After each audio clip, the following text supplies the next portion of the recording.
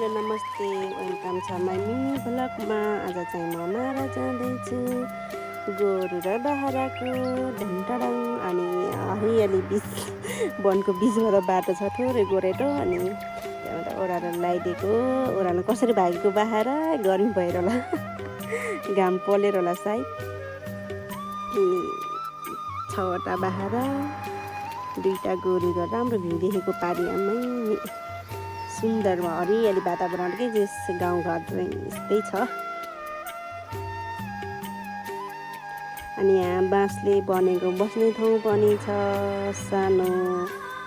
अनि यहाँबाट पारी भ्यू सबै हरियाली। यतातिर गोरु लगाइदिन्छौँ अनि उता बाख्रा बसिरह। बाख्रा चाहिँ अलि तलतिर लगाइदिनुपर्छ, आफै जुवाएर आउँछ। अनि लास्टै गरी भयो क्या, घामे पनि पोलिरह।